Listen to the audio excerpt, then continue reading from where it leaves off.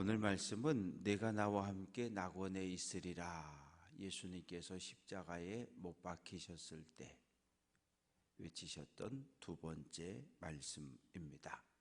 골고다 언덕에는 세 개의 십자가가 섰고 가운데는 예수님의 십자가, 좌우에는 또 다른 행악자들의 십자가가 섰습니다.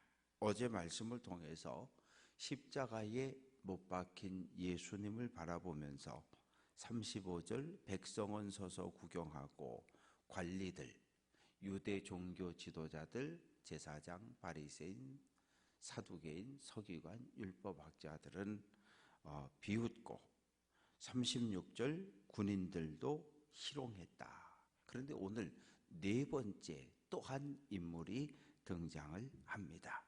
39절 달린 행악자 중 하나는, 예수님 좌우에 행악자들이 달렸는데 이 행악자들의 마지막 모습도 서로 달랐습니다.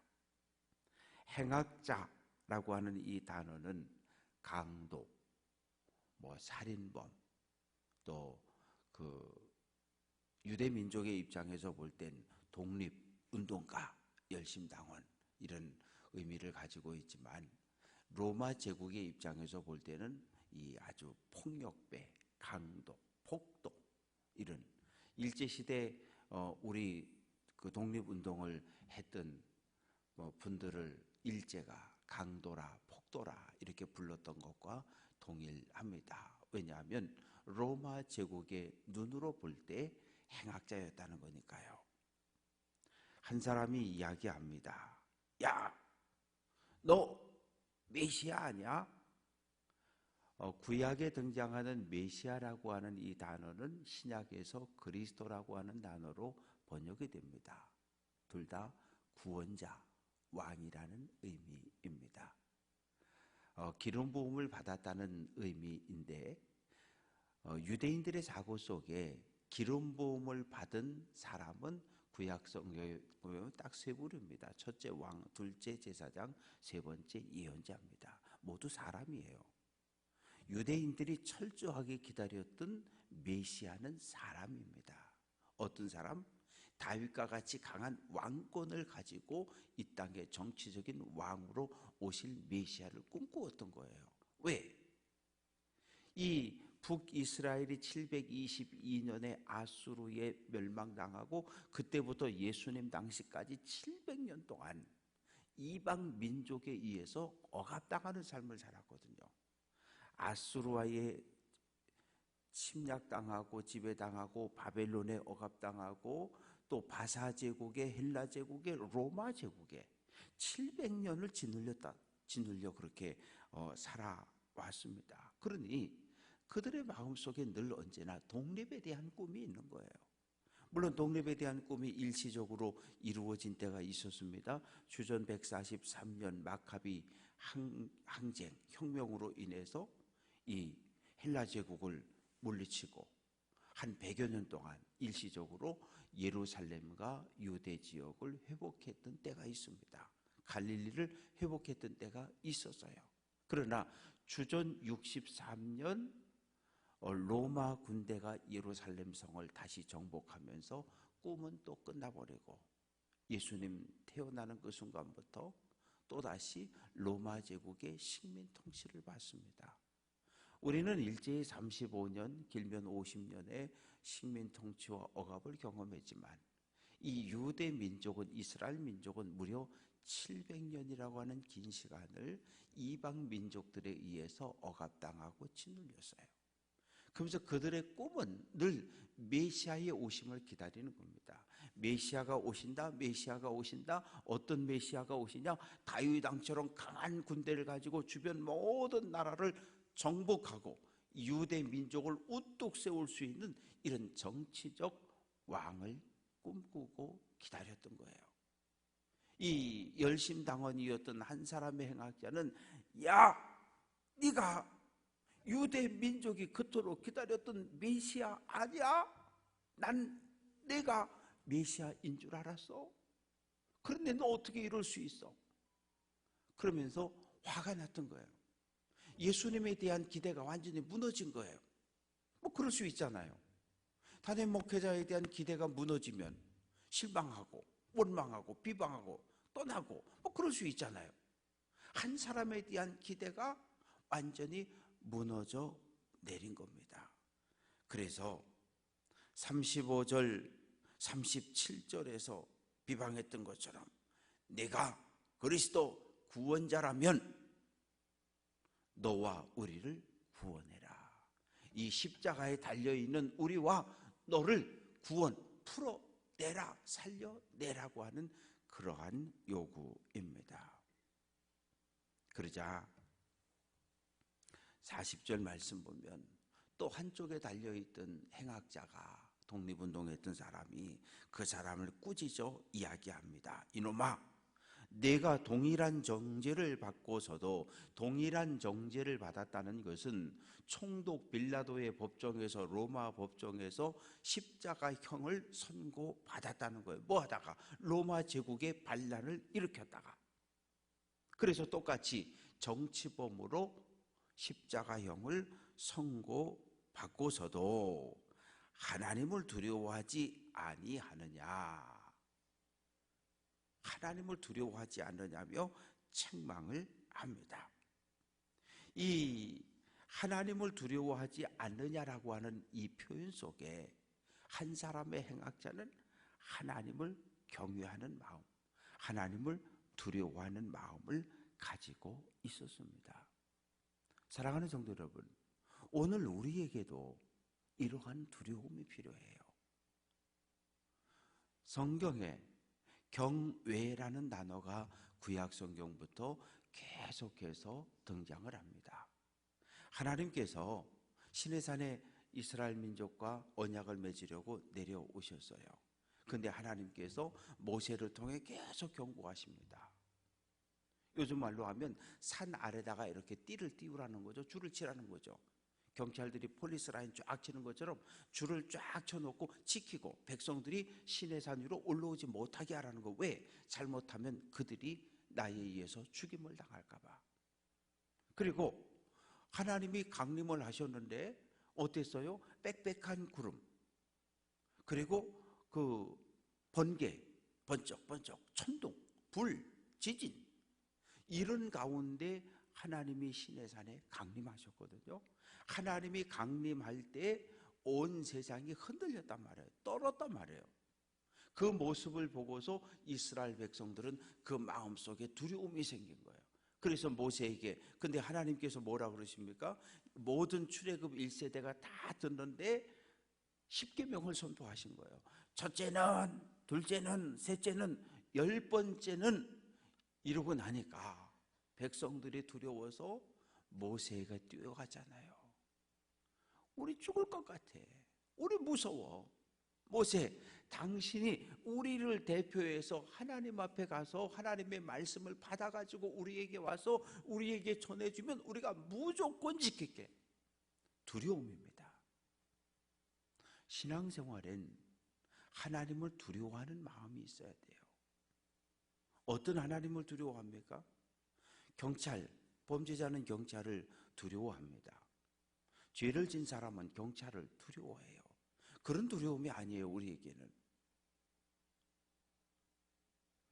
하나님을 사랑하는 마음이 있고, 사랑하지만 가까이 하기엔 거리를 두어야 하는 하나님. 이스라엘 백성들이 요단강을 건너갈 때 제사장들이 언약궤를 메고 앞장서고 2000규빗,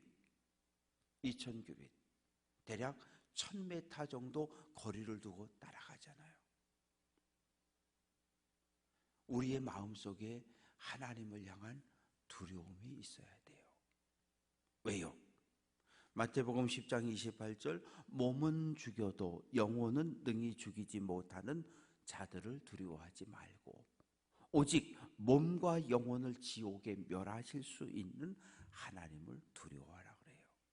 우리는 세상 권력자를 두려워합니다. 왜? 공권력을 가지고 경찰의 힘으로, 군대의 힘으로 백성을 억압하고 죽이고 총칼로 갖다 가두고, 우린 그래서 눈에 보이는 세상 권력자를 두려워해요.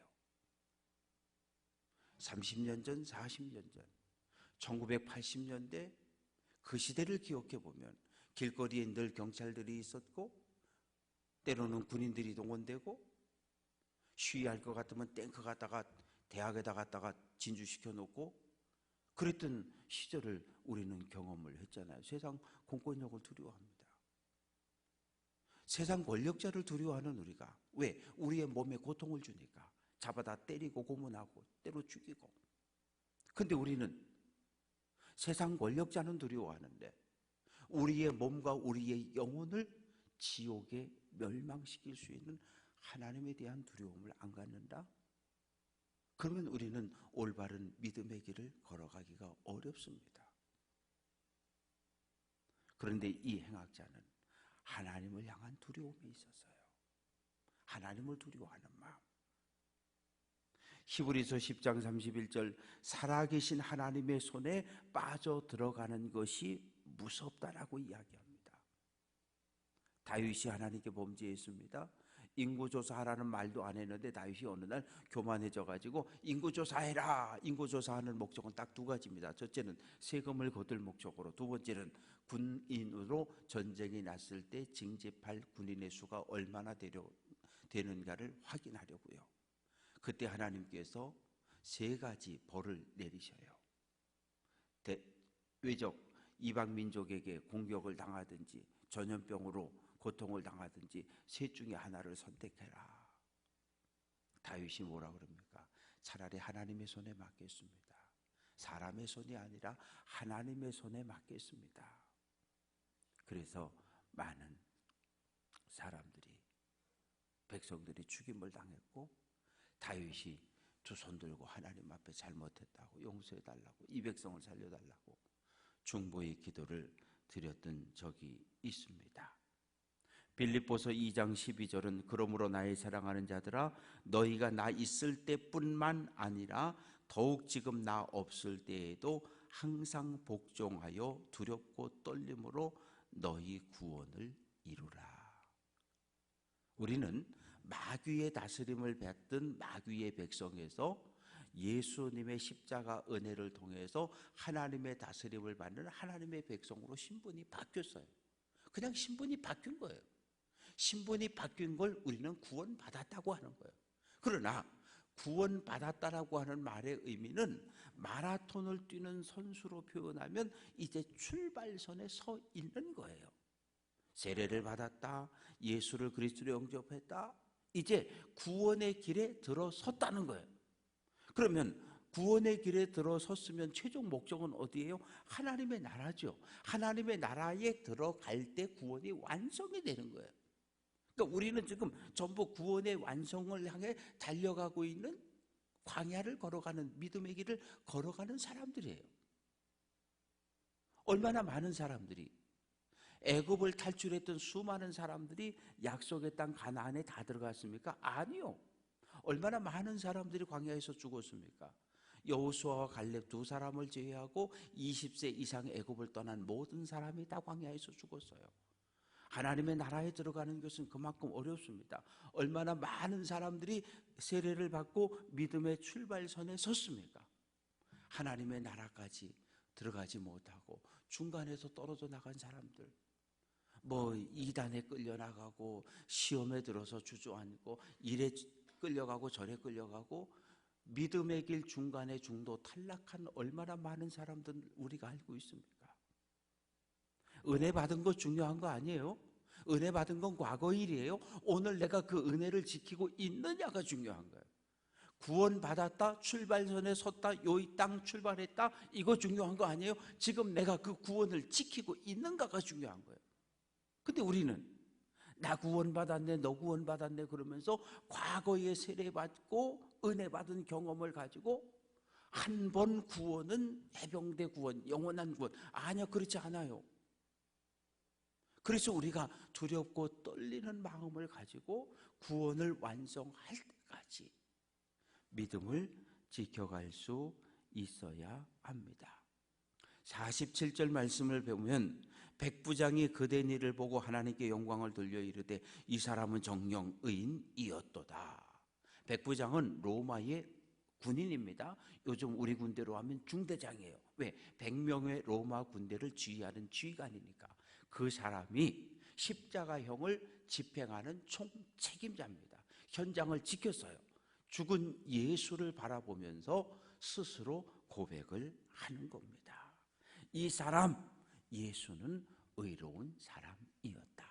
빌라도의 법정은 유대의 왕으로 반란범으로 예수에게 십자가형을 선고했지만 내가 보니 이 사람은 의인이었다. 의로운 사람이었다는 놀라운 고백을 합니다. 41절 말씀을 통해서 우리가 알 수 있는 것은 한 행악자는 자기의 죄를 인정하고 자기의 연약함을 고백합니다. 너와 나는 사람을 죽이지 않았냐? 로마 군인을 죽이고 친 헤롯 사람들을 죽이고 세리를 죽이고 너와 나는 많은 사람을 죽이지 않았냐? 사람을 죽인 유대 민족의 편에서는 독립운동에 위해서 애썼다는 박수를 받을 수 있지만 로마 제국 입장에서 보면 우린 살인자요 강도요 폭도로서 십자가형을 선고받고 죽는 것, 이건 우리가 행한 일에 당연한 벌을 받는 것이고, 그러나 예수님은 아니라는 거예요. 아무 죄가 없다는 거예요. 믿음은 고백입니다. 로마서 10장 10절 사람이 마음으로 믿어 의에 이르고 입으로 시인하여 구원을 얻는다. 마음으로 믿는다는 말과 입으로 시인한다는 말은 같은 말이에요.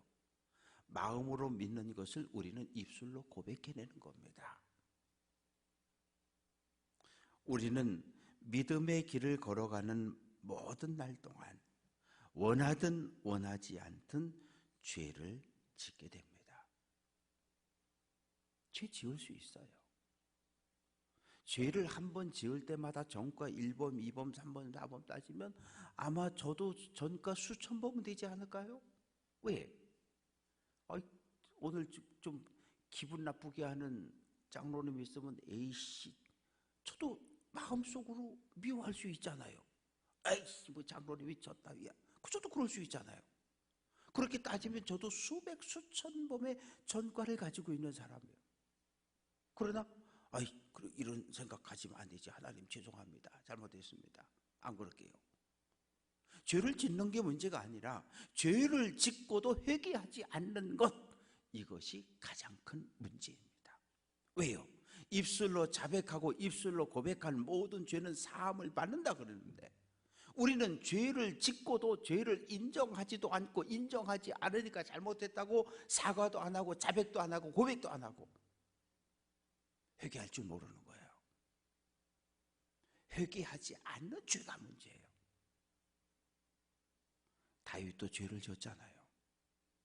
못된 짓 많이 했잖아요. 그런데 하나님 앞에 두 손 들고 내가 잘못했다고 용서를 구했고 죄사함을 경험을 합니다. 사울이라는 사람이 등장하지요. 유대교에 대한 뜨거운 열정과 열심을 가지고 있는 사람, 얼마나 뜨거운 열정을 가지고 있는지 예루살렘 주변 모든 예수쟁이들을 다 잡아다 감옥에 집어넣었어요. 그리고도 이렇게 소문을 들어보니까 다메섹에 도망가서 거기서 믿음의 공동체를 이룬다는 이야기를 듣고 체포권과 이 국경을 넘어갈 수 있는 통행권을 받아가지고 잡으러 갔던 사람. 그런데 부활하신 주님을 만나잖아요. 누구십니까? 내가 박해하는 예수다. 그때 꽝! 예수쟁이를 잡아 감옥에 가두는 게, 교회를 파괴하는 게 하나님의 뜻인 줄 알았던 거예요. 그런데 아님을 깨달은 거예요. 그리고 돌아서잖아요. 유대교를 버리잖아요. 유대교에 충성하는 것이 하나님 앞에 잘하는 것이 아니라는 사실을 깨닫는 그 순간 돌아서는 거예요. 왜? 영적 분별력이 있었기 때문에. 영적인 분별력이 없는 열심은 대단히 위험한 거예요. 분별력이 없는 열심, 이단으로 빠져요. 분별력을 갖추지 못하면 교만과 아집에 빠져들어요. 그래서 영적 분별력이 중요하다는 거예요. 아무리 뜨거운 열정과 열심을 가지고 있어도 영적으로 잘못되면 잘못된 길에 온갖 모든 걸 다 쏟아붓기 때문에. 한쪽 강도는 42절에서 예수여 당신의 나라에 임할 때 나를 기억하소서. 나를 기억해 달라는 것은 나를 생각해 달라는 거예요. 내가 죄를 용서해 달라는 거예요. 내 손을 붙잡아 달라는 거예요. 죄에서 나를 구원해 달라는 거예요. 이 고백이 나오려면 예수를 주인으로, 예수를 구원자로 인정할 때 할 수 있는 고백입니다. 내가 지금까지 유대 민족을 위해서 독립운동에 내 몸을 바쳤지만 이제 내 삶을, 내 영혼을 당신의 손에 맡기겠습니다. 나를 구원해 달라고 호소를 합니다. 그때 예수님께서 내가 진실로 내게 이르노니 오늘 내가 나와 함께 낙원에 있을 것이다. 이 낙원이라는 단어를 에덴 동산으로 해석할 수도 있고요. 또한 우리가 죽어서 가는 천국, 하나님의 나라로 이해할 수도 있습니다. 분명한 건 예수님께서 말씀하신, 선언하신 낙원이라고 하는 것은 의로운 사람들이, 구원받은 사람들이 주님과 함께 머무는 장소로 우리는 받아들이고 있습니다. 죄를 고백하고 예수님을 향해서 구원의 도움을 요청했던 이 행악자를 향한 예수님의 구원 선포입니다. 오늘 우리의 발걸음은 언제나 경계선에 서 있습니다. 하나님의 말씀에 순종을 선택하면 영적인 삶을 살아가는 것이고, 믿음의 경계선에서 세상적인 욕심과 탐욕을 향해서 발걸음을 옮기면 우리는 세상적인 삶을 살아가는 겁니다. 나는 늘 생명의 길을 걷는다? 아니요, 그럴 수 없어요. 우리는 매 순간순간 경계선에 서 있는 사람들입니다. 인생의 경계선에서 늘 예수 그리스도를 향하여 손을 들고 하나님의 편에 서서 하나님과 동행하며 믿음의 길을 걸어갈 수 있는 귀한 성도들 될 수 있기를 주님의 이름으로 축원합니다.